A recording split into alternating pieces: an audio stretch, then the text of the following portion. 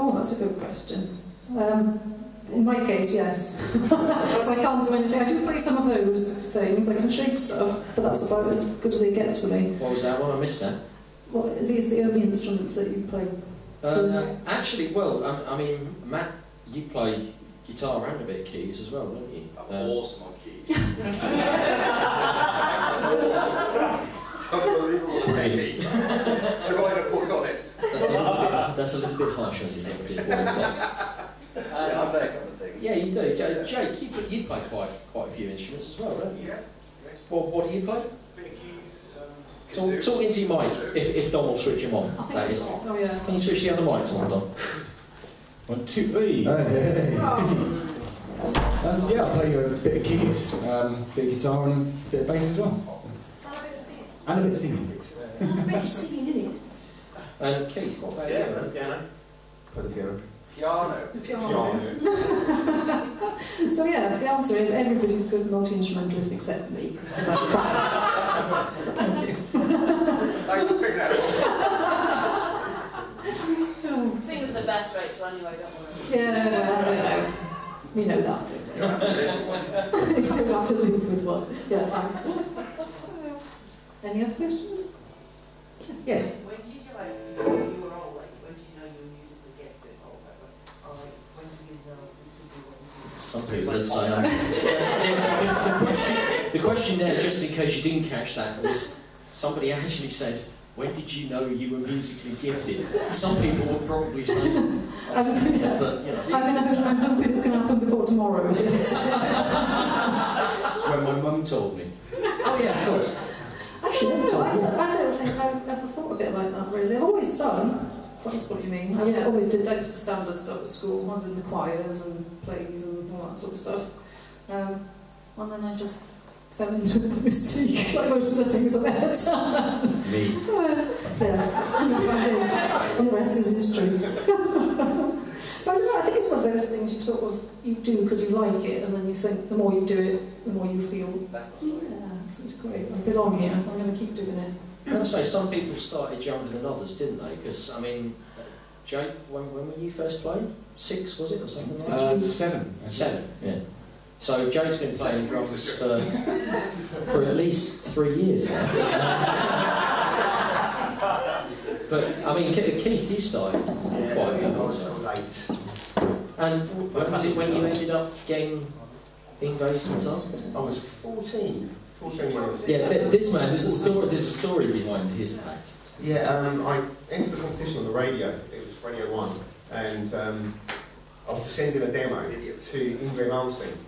And he was actually going to pick out the best Just demo. in case anybody doesn't know who Ingve Malmsteen is, because I did notice a couple of blank faces. Yeah. He's an incredibly gifted and well-known guitarist in the music field, and he's one of those ones that when his name's mentioned, most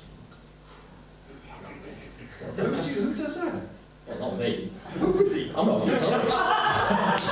He's not Steve. I ripped everybody off. Blackmore.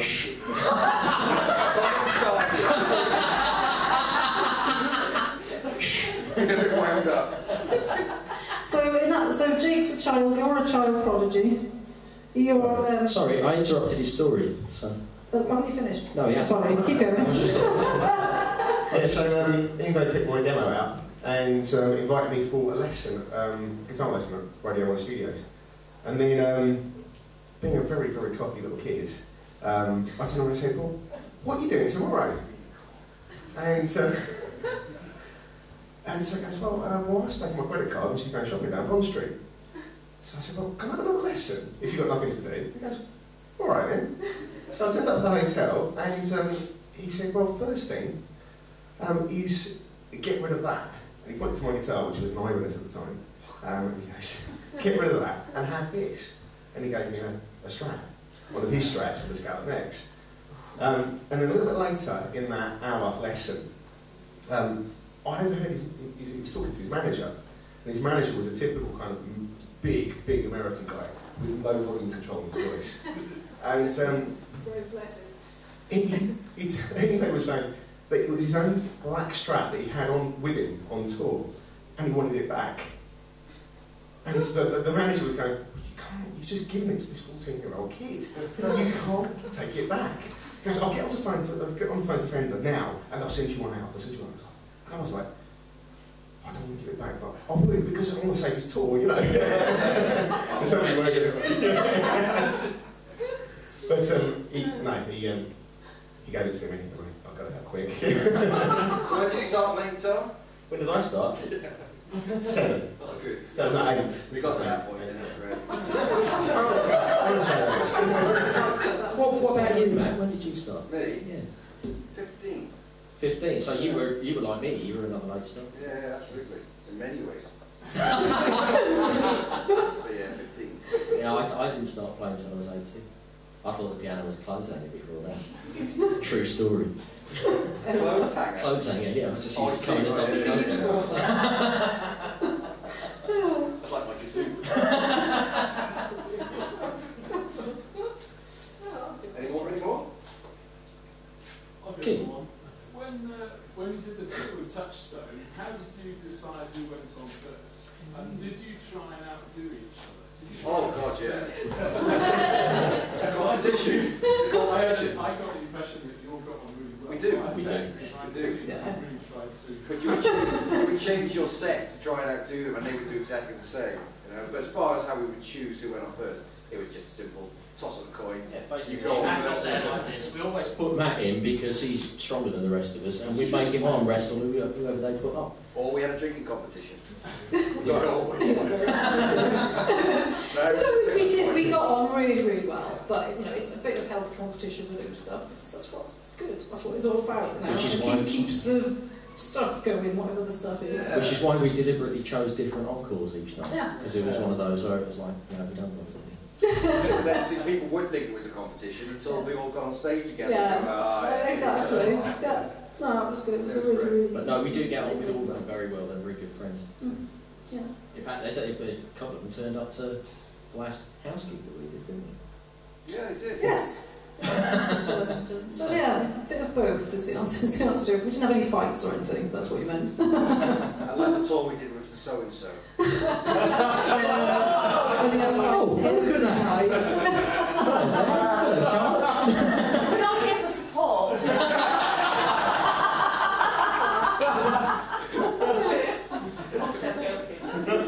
Has anybody else got any questions?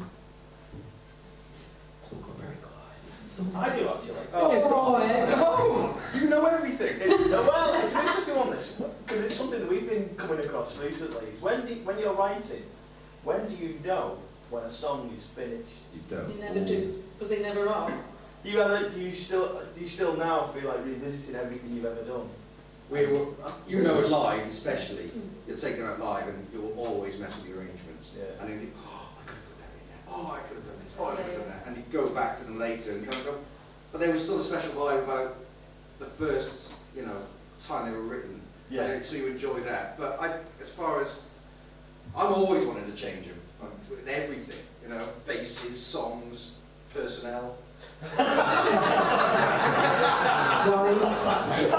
Yes, he's got a nickname as JD. It actually stands for Just Delete. No, I don't think you ever. Do you feel that? Do you feel you always want to rewrite them? Yeah, well, you never really complete them when it's like when you're tracking something and you think, oh, I should really put some shakers on, I should put on the guitar solo. So it's nice to know that it's not just something that. I always think you should take the bass out.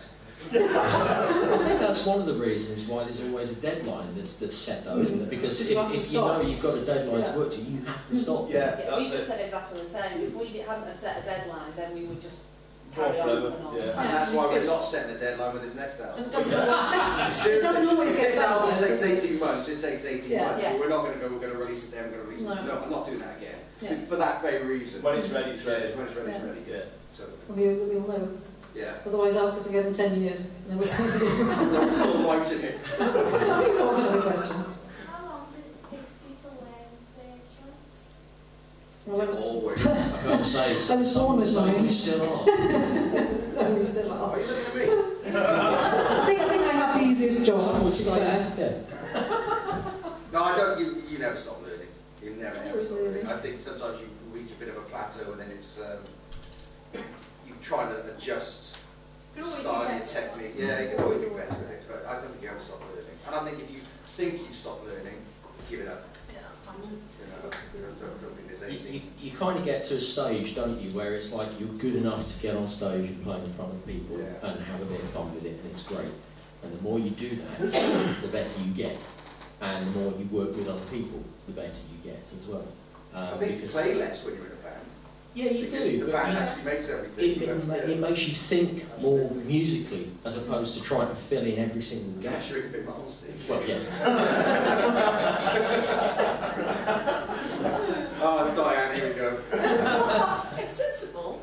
We know Rachel's favourite's Tom Petty. Yay. But for your instrument, who's your favourite person? First favourite player? Yeah, for Oh, each Steve of your Harris, I instruments. mean. Yeah, easy. Mine's easy. Tony Banks, Genesis. Mine changes every day. So at the moment, I think I'm in a car behind these. So he's an LA session guy who plays a lot of blues and rock. So yeah, he's awesome. Check him out. He is awesome. John Bonham, Led Zeppelin. Nice. Very good choice. Yeah, good question. Yeah, it was a good Well, question. that was right. You avoided that quite neatly. Yeah, I did quite well. I did pass the question on and watch it go round. I don't know, too many. Like I always, when I was a kid, I was sort of brought up on ABBA and Kate Bush, so I think that was really influential. Julianne Regan, What About Eve, later on. That's that sort of stuff, really. So yeah, a bit of a combination. Mostly anything that had really people's voices who could carry melodies, really strong melodies really well, and harmonise really well was always the thing for me. So I think that about covers it. Has anybody got any? I don't know if the question's been asked, how did you get the name, or you came up with the name of the band? He did. How did I come up with the name of the band?